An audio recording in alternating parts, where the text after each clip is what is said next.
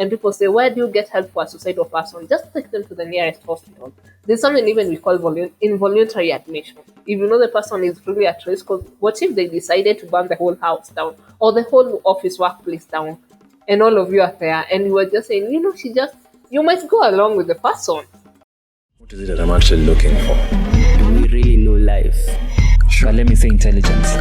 Emotional intelligence, social intelligence, financial intelligence.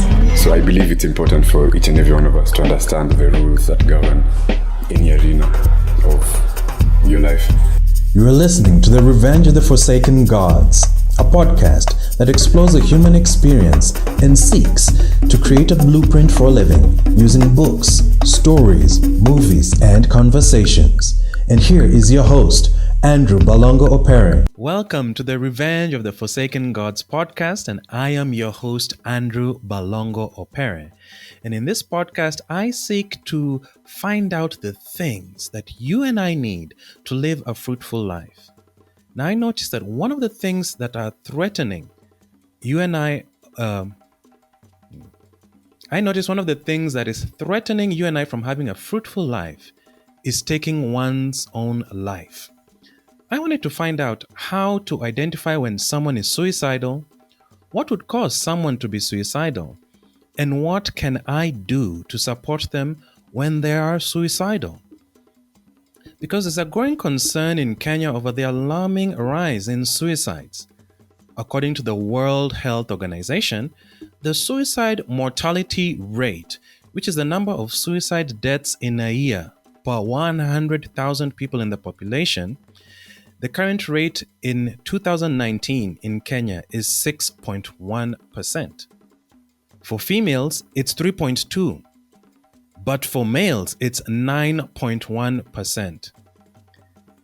It's no secret that if we remain ignorant to what's going on, what the warning signs are, what to do to turn things around. Imagine what would happen if your father, your mother, your brother, your sister, your friend, your colleague, or your boss took their own life and it was on your watch.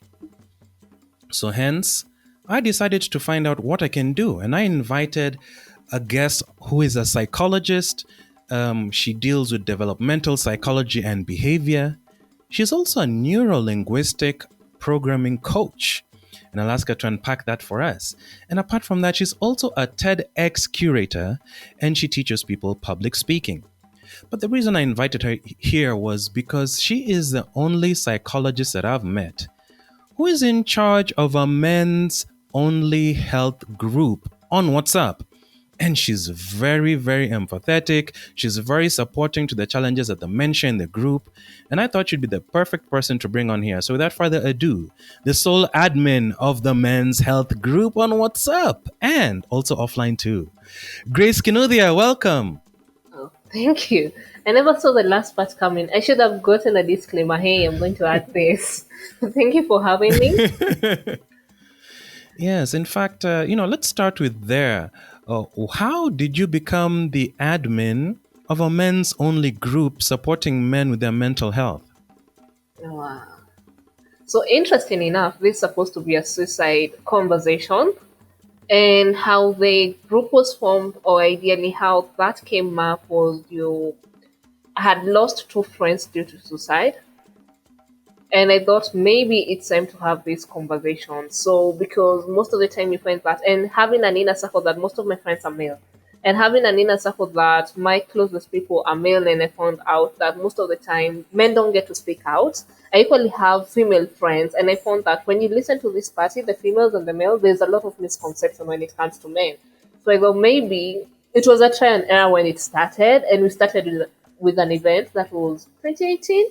Yeah, because I think that's when the group was formed, and the event was called Masculinity Monday. We used to talk about every last Monday of the month. We used to have a physical event, and we used to talk about men's mental health. And as the event grew, and people were interested, and people decided, why don't we have a WhatsApp group? At first, we had a WhatsApp group of everybody who came in. Then later on, somebody challenged me and said, I think men should have their own group, maybe so that they're able to be vulnerable, etc.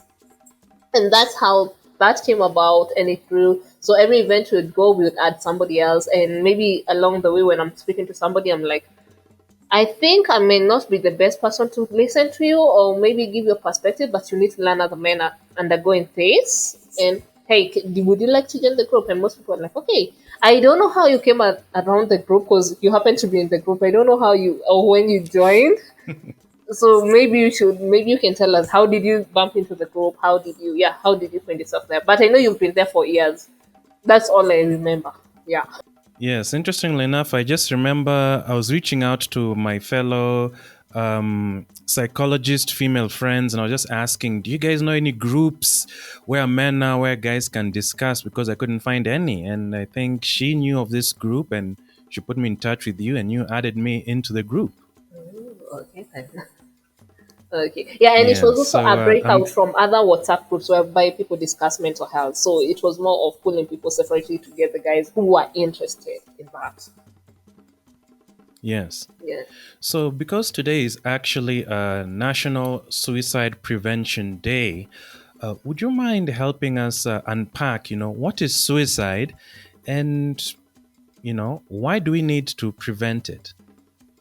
Suicide is named as the act of voluntarily taking one's life, whereby you voluntarily decide, I need to stop living, and this is how I need it to be done. It could be done assistedly or by yourself, so that's what we call suicide. Voluntarily deciding, I need to stop this, I need to stop living, or I've had it, that's enough. Why we need prevention? We believe by the time somebody is getting to the edge of thinking, I don't deserve to live the world, I don't deserve to be alive, most of the time it comes with a sense of helplessness, feeling hopeless, despair, disappointment. And we think that, or medically, it's in that most people who end up committing suicide, it's because they feel at the edge, and most of the time, a large number of them had things like anxiety, they had depression being the common reason why people end up suicidal. Okay, so it seems that from what you've said, suicide is like the end result of having experienced depression, helplessness, and all these things. So, would you mind then talking about what are then the causes of feeling helplessness? What are the causes of depression that would then find someone saying, you know what, I'm ready to check out? Okay, I'll give you a typical example. Maybe I can use you, Andrew, since we're here with you. So, ideally, assume, and now we've started the conversation with me. So, Andrew is a maybe teenage man who let's even assume you just completed your high school. You're you're just getting into your adult life and how you expected. I'm just trying to put up a perspective of a normal gentleman or a normal person in the society. Where you come from, you're coming from a home where there's domestic violence, or maybe your parents are not relating well. There's a lot of, be it emotional, verbal, there's a form of abuse. That's your background. You've grown up in a sense of abuse. So you wouldn't say there's stability where you grew up in. And now you've completed high school, you didn't perform per se. And people are like, we thought you could do better. Why didn't you do better? Everybody, you're lucky enough, we're providing for you. And by the end of the day, you feel like I'm a failure. I can't get it right. I can't do as perform. And maybe the only way you knew you would have been important from where you come from is by performing, and that has failed. So maybe the sense of desperation could lead you to suicide. The suicide doesn't mean that you had was diagnosed, or a mental health condition that was diagnosed, but what you had was underlying stress, chronic stress. Maybe constantly you're trying to study. Maybe constantly you're thinking about home. When I go home, how will be my siblings be? How will be my mom be? Did my dad come home drunk again? Etc. So there's that constant chronic stress whereby you find that's a cause. Then there's the other thing, that's abuse. Now that would go to a case maybe for your mom, Mama Andrew. How is now Andrew's mom doing? She's a lady who has maybe decided, I'll stick into this marriage for the kids. I'm going to stick around there, and chronic stress, depression, self-esteem issues, etc. Until one day she decides, you know what, Andrew is good, is big enough. He can take care of the younger siblings. I don't think I'm needed here, and I don't feel like I'm performing well as a mother. And maybe there's also tons of self-blame. What do most people feel, or what do when people are in that age of depression? They decide, maybe I think it's time I've served my purpose. It's time to go. Then on another area whereby you think that there are those people that Now, in this case, we would assume maybe that would be Baba Andrew, where cases where you feel that people necessarily don't speak out what they're going through, and that's an African culture for men. And some of the things that people feel that you can talk about is maybe the work pressure, the work stress, or toxic work environments. Because you find that the moment you try to talk about it, at times people would be, do you know how lucky you are to have that job? Do you know how many people would like to have your position? So you find at times people are shutting down, they're not talking about it, and that goes to be fatigue, to be stressed, etc. That could be also a reason where somebody feels like, I'm exhausted, I need a way out. And it could also be other things that we found there's a time we did pre-COVID, we did a research and we found that most men who end up in rehabilitation or who end up with suicidal tendencies, it's due to relationship issues whereby they have been frustrated. And if you go to jail and rehabs, you'll find the largest percentage, almost 80% in every rehab or in every maybe jail, is a man. And when you look at the background why they ended up there, most of the cases are relationship issues. And if you do maybe a background research, and find out just a random, go pick and ask somebody, why did they commit suicide? Be it a lady, the husband did one, two, three, the woman did one, two, three, and they felt that this was it. So another key thing that most of the time we ignore that could lead that way, other than now the clinical issues, is most of the time the relationship toxicity. When people don't have the skills to maneuver these things in life. Wow, that's so powerful. So, what I've gotten from what you've just shared is the three things that stand out to me are chronic stress, the second is self esteem, and the third is not speaking out. And I can see how all the three can make you feel helpless. And because your environment is causing you stress, so I can see how it's difficult to talk to this person to ask for help because they're the ones causing you stress, whether it's my dad coming home and being vulgar, or mom, and I don't have anyone to talk to because these are the adults that support me in my life. Wow. And even I'm glad you brought up that point of also stress of the job, because I think that's something that's not really also spoken about, and it reiterates your point of we don't talk about stress. Like if you've gotten a new job, like currently we have a new president, so it's easy to celebrate a new job, new career milestone, but the reality is any position has stress related to it. And I guess now the question is, how do we handle that stress? Do we have the tools needed? And so let me ask you, for example, how can someone identify the signs and symptoms of someone wanting to commit suicide? Okay, I think most of the time we approach it top bottom, whereby you find that we want the sense of, committing suicide. We have to understand that suicide most of the time is the last resort. That this has been an issue of underlying issues, whereby somebody has been depressed for the longest time, somebody was into addiction, somebody has been oppressed at their workplace. Now we'd go back to the example of Andrew has been, been oppressed, constantly oppressed. Maybe the promotion came with huge demands. Maybe the higher bosses needed one, two, three. There's the teenager. It's not something you'd say, you know what? When I just look at you, I think you're suicidal. You need help. It's a process. So I think the main thing would be, how do you know somebody is starting a journey that would lead to suicide? What are some of those things? And then now it's looking at what are some of those mental health conditions that could lead you to suicide. What are some of those lack of life skills? Because I think it's not even a mental health condition. It could be a basic lack of life skills.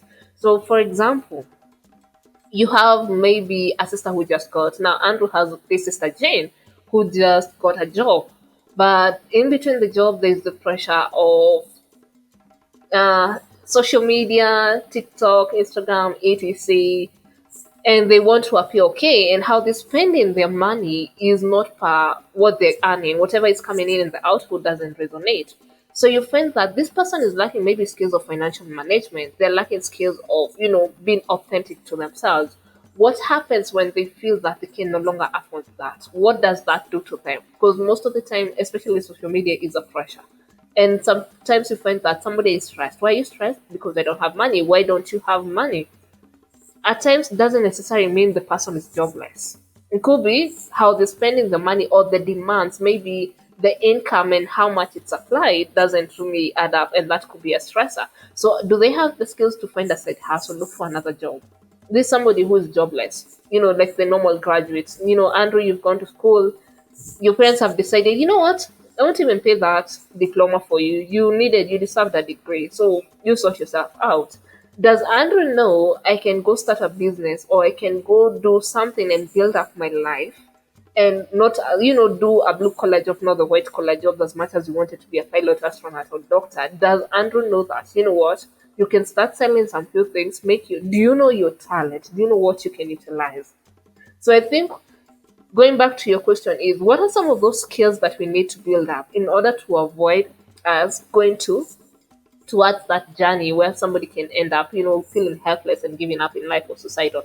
And if somebody is already there, what are some of those skills they need to invest in, which equally includes professional help? Because by the time you have in the suicidal ideation, suicidal thoughts, suicidal attempts, it already means, hey, I think it's time to, sit back, get professional help, be it a coach, be it a therapist, be it a financial manager, because we find that these are some of the issues that move around people who have been suicidal, people who are now feeling that, I need to give up in life. So I think again we need to ask yourself, how do you end up there? And then how do you notice, as we said, if you find yourself your friend is isolating themselves, maybe that's now because of the depression part of me. They don't want to talk. They don't, Andrew, your friend Peter called you for a party, and you're just like, no, I don't feel like. Why don't you feel like going? Because maybe you're looking around and you're like, everybody performed, excluding me. Then somebody else told you, let's go for a football match, and you're like, no. So by the time your friends notice, you'll have missed like 1, 2, 3, 4 events. But I think also the responsibility is for I as an individual. How do I know when I'm heading that journey? So by the time we get to know, are we also able to recognize it at a personal level and be like, you know what? I know I failed my exams, but I think I need help. At this point, I think I need help. The way I'm going, I might not be okay. So, but the basic symptoms or signs are those of depression, whereby isolation, and also there are jokes people make. At times, people make jokes like, what if we just died? Or what if something just happened? What if we no longer lived? How would it be? What would it be? Those are times of, the hints. There are people who start giving away valuables. Things you had asked, maybe in high school, you had this girlfriend who had this watch and you had asked her to give you the watch jokingly and she said no. But lately you've noticed she's sad or wherever she is, or even in campus, now you've even moved your life to whatever level and they're like, you know what, take these things. I don't think I no longer need them. At times it's you know, that red sign that says stop, wait, why are you giving me this? And you need to dig deeper. Maybe at times it's, I want to be remembered as a good person. This is me saying goodbye. So I want you to take these things and I'm creating my last memories, okay? So there's no one way to realize somebody is suicidal. There are people who actually then speak up and say, you know what, I think I'm going to attempt suicide, which then shows that this actually most people don't know this is an emergency case. And there are times people say, you're just trying to cause attention, you're looking for attention, etc. No, this is because at times we say suicidal people or people who are trying suicidal attempts, you don't know how they're going to do it. So the moment somebody says, you know what, I think I just want out, before, if you're not in a position to ask them, how are you planning to do it? And to know generally how they're planning to do it. Though again, by the time it's getting there, it means this is a mental health condition. They need help ASAP. And people say, where do you get help for a suicidal person? Just take them to the nearest hospital. There's something even we call involuntary admission. If you know the person is really at risk, because what if they decided to burn the whole house down or the whole office workplace down and all of you are there and you were just saying, you might go along with the person.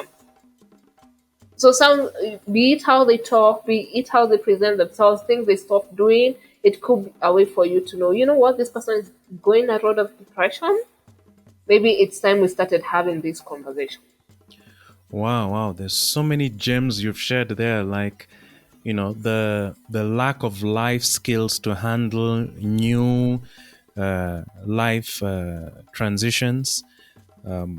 I think that's the biggest takeaway I've gotten from there. But also just what you mentioned, the key signs to watch out for: the isolation from interacting with friends, the jokes, and if people are selling stuff on WhatsApp or on social media, it could be that they're trying to get rid of things so that they can check out. It But depends, not always, but wow, if you and notice you're close, if you had somebody close to you and they're just selling their car for a giveaway price, or they just told you, come Andrew, take your car, this car, it might be time to ask why you giving me a car. What's happening here? Let's first of all take it easy and see where is this even happening. And also there are people who self neglect, or some people don't even have the energy because they're chronically fatigued. They don't even have that energy to get out of bed. The only thing they just want to be left alone, just stay, just do nothing. And the thing that you just surprised me is saying how if someone wants to take their life, it is considered an emergency and they should go to hospital, for the involuntary admission. I found that very surprising.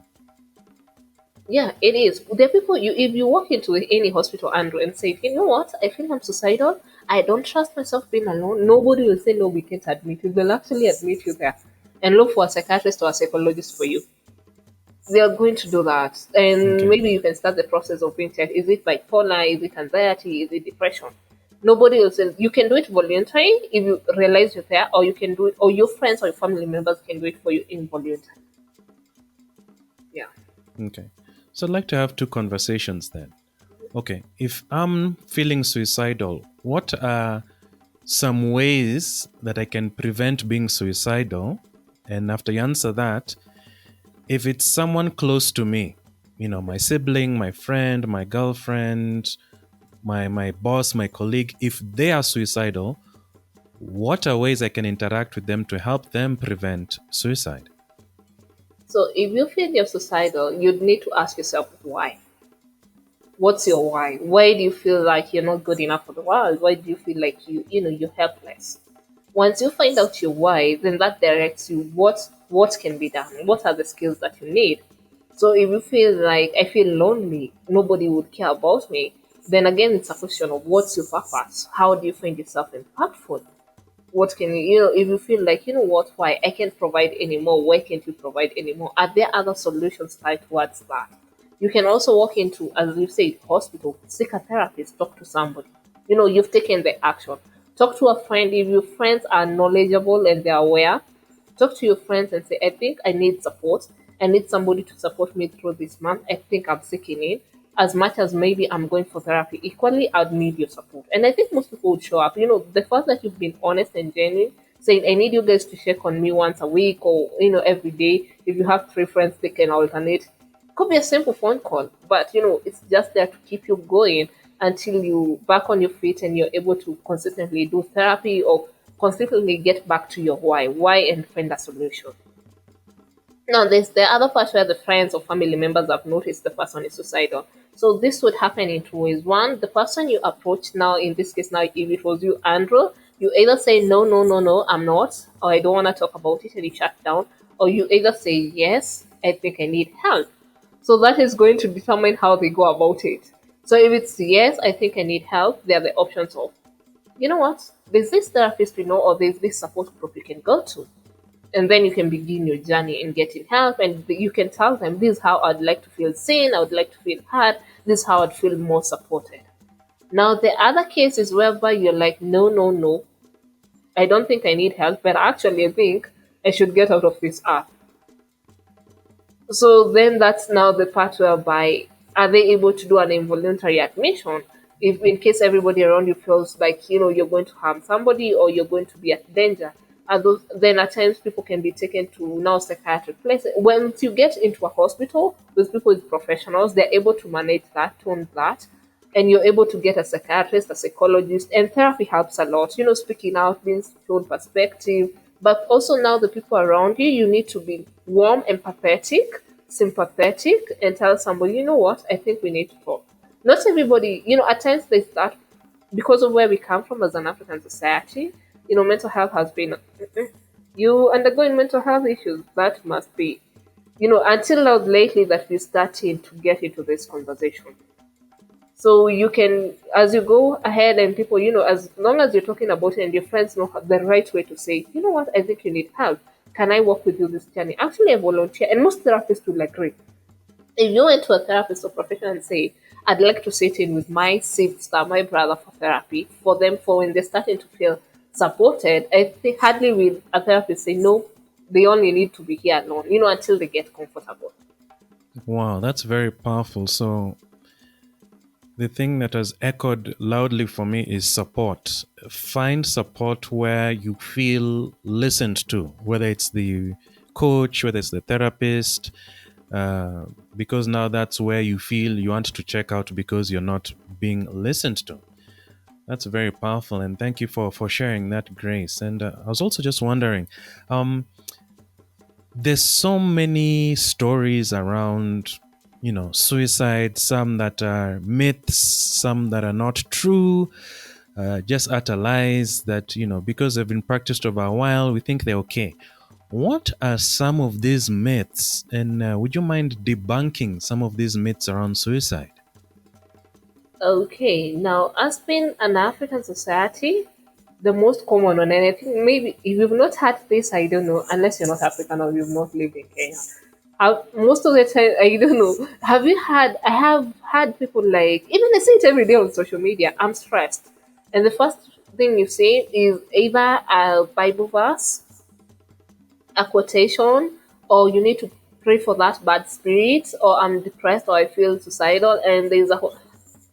Religion is good and it really actually plays a huge role. Actually, the reason most people, I saw a friend like update this, I think 2 weeks before elections, and he said this, that's dumb, and he did this on his status, and he was saying that, the reason why most people ended up committing suicide, why most people ended up in some of these things, like teenage pregnancy, it's because of lack of people who are not going to church. During COVID, people were locked down and people were unable to step into church or etc. And that actually really hit me home. And you find that most people, they're only a great number of people, the only reason they're holding on is because they have a higher power. They look into God, be it whoever you're looking up to. That's the one thing that they're really holding on to, and that's what has kept them going, which is good because that plays a huge role. Now, the flip side of that is that mental health is a medical condition. It needs a doctor, it needs a psychiatrist. When you have a headache, what do, Andrew? You go buy painkillers and pray God you get better. When you're feeling suicidal, now this is one of now those myths that whereby, you know what? This one you don't even need to waste your money looking for medication at psychiatrist or etc. I think we need to pray for this spirit. I think they need to go back to their culture, etc., and check what went wrong or what the parents even actually did wrong. So that's one of the things that I've really found conflicting, because every time I find somebody saying, I think I could be having depression. Or how do you know you have bipolar? Bipolar, the intention could be from a lack of knowledge. But me, in my mind, the first thing that comes to my mind is like, hold up. One, you can't diagnose yourself. Two, this is a whole mental health thing. So then again, now that makes, because people don't know mental health is actually a real medical condition, you need to see the doctor. It brings society in a way that, you know what? I think you need help, divine intervention, etc. We are not saying, or I'm not saying it's wrong, but we need to understand. This is not something you need to go to see a professional. The other myth would be, it's a one again, suicide is still a crime in our country and something we are still trying to maneuver. And yeah, it's something the bill has been trying to be passed, etc. So you find that because there's a lot of shame that comes into it. And this one is the one that I've found people saying, like, you know what, you're a bad person because you're trying to commit suicide. You can't be a good person. People who are trying to take away themselves. And most people will say that it's selfish. What do you think the other people will, are going to think about you?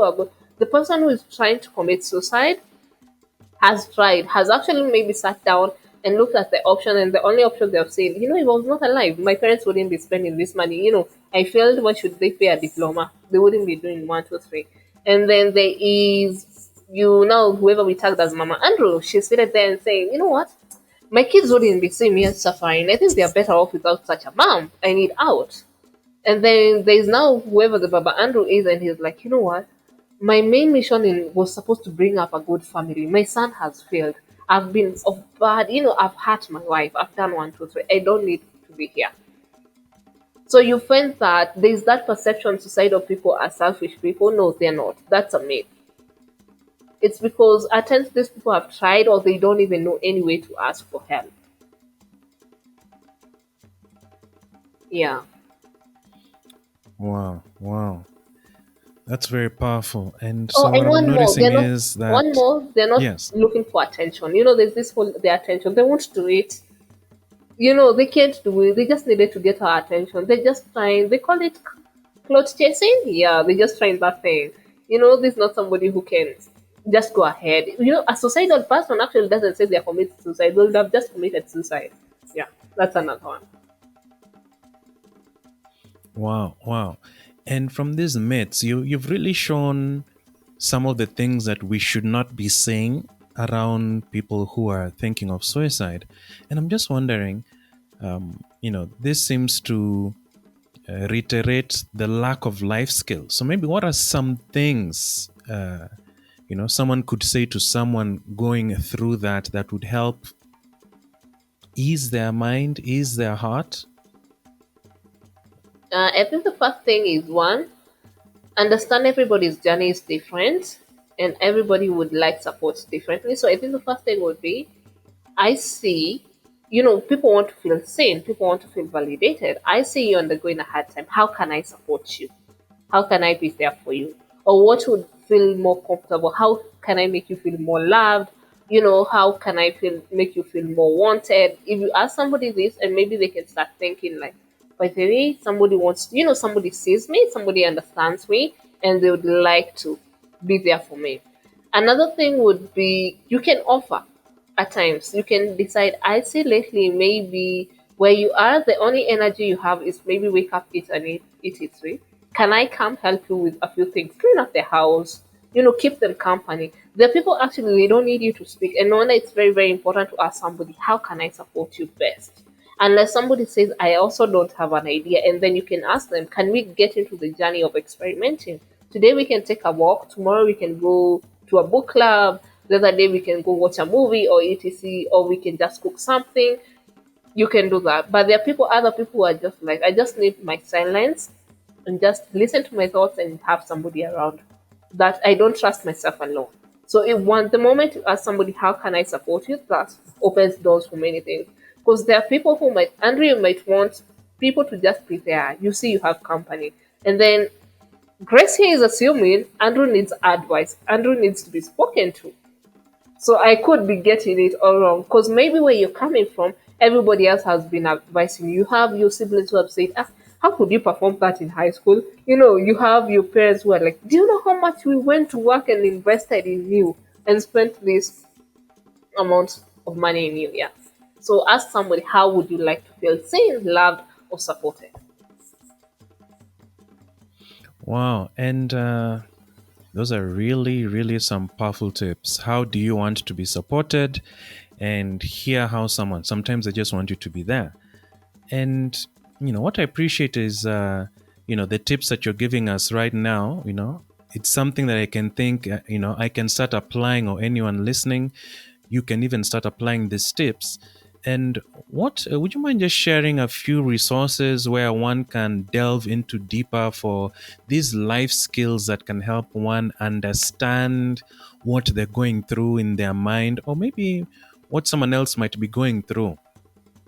Okay, one, if you want to Maybe learn some more. books, or is there numbers people can call? What are kind of the different kind of resources? Maybe let's start with some books. Books. My greatest book, I think, the one that I find people would really understand why people end up the suicide way. It's called The Body Keeps Scores. It's more explains about trauma, how the body keeps scores, and why people keep on. You could think, Andrew, you're now 50 years old, but you're still dealing with the teenage Andrew from high school. And how can get to affect you maybe later on in your life. So I think that's one of the books I would recommend. There's also Adult Children for Emotionally Mature Parents. It ideally explains how parentification has affected most adults. but also to put in mind that we shouldn't forget that also kids have committed suicide, feel the urge to commit suicide, but it's supposed to help us understand how can we support people around us better. You can just check out the whole organization page whereby you can get to see more tips on suicide. I think now today being this World Prevention Day, social media, you only need to type even on Google SU and everything will pop up. But also the government now, if you Kenyan, the government of Kenya lately has been very, very supportive, and we have organizations like Red Cross. We equally support in terms of therapy, life coaching. Yes. Thank you for those resources. I'll go ahead and post them in the show notes so that you can go ahead and check them out.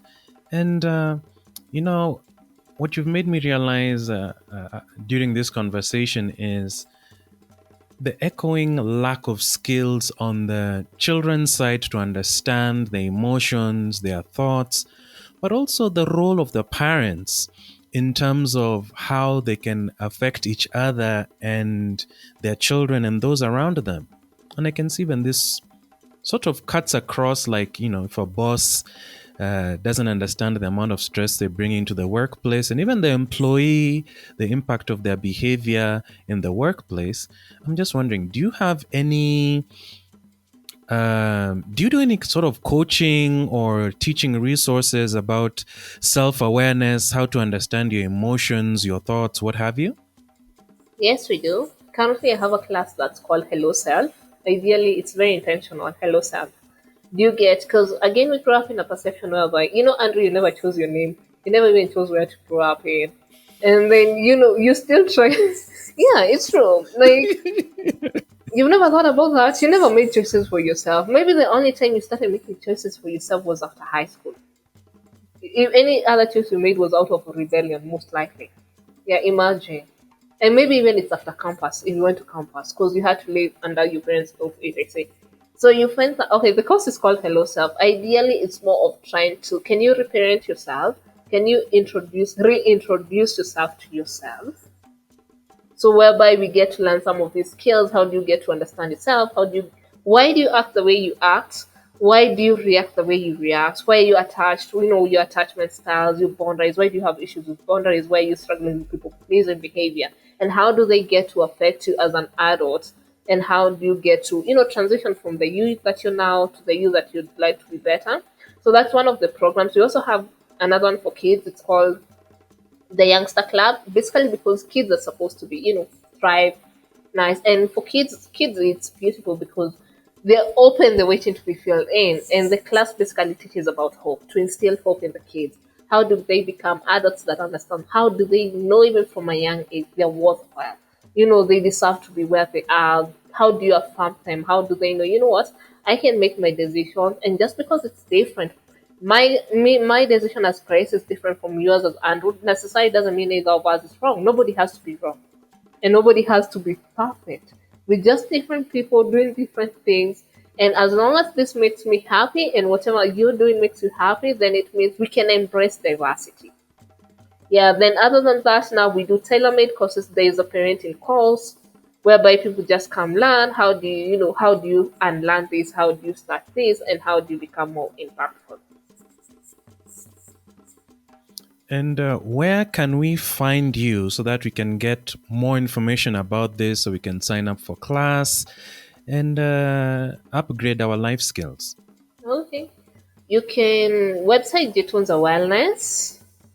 It's online. There's Facebook Jitunza, Instagram Jitunza_KE, Twitter Jitunza Wellness.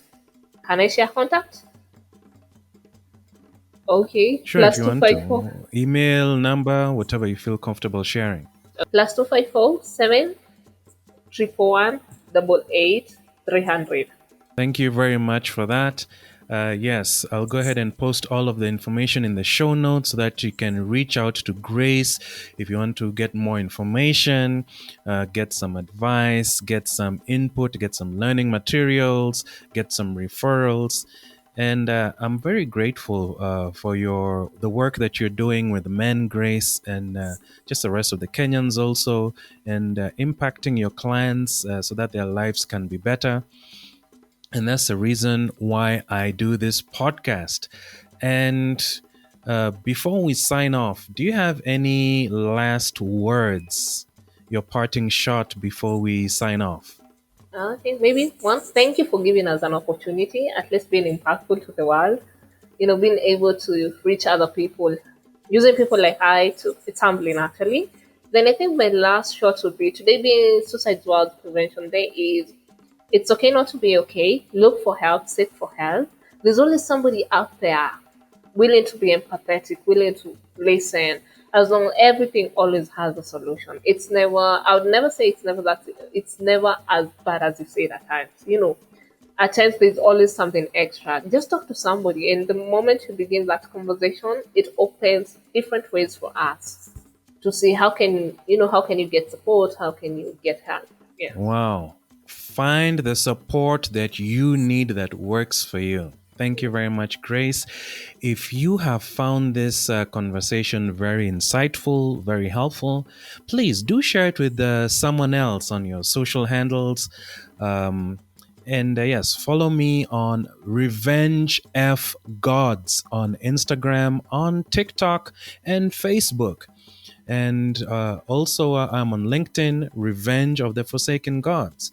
And this is published both in video format on YouTube, Revenge of the Forsaken Gods, and it is also on all podcast platforms from AfriPods, if you want to listen to specifically African based podcast, or Spotify, Apple Podcasts. You can also find it there if you prefer to listen to it there. So subscribe if this has been impactful to you. And I would love to hear your comments. What did you get from this presentation? What is one thing that stood out for you? For me, there were so many things. I would love to hear that. And help me on my quest to share with you information and tools that can help you live a fruitful life. You have been listening to Revenge of the Forsaken Gods, and I have been your host, Andrew Balongo Opere, and I hope that you will have a great day today. Thank you very much.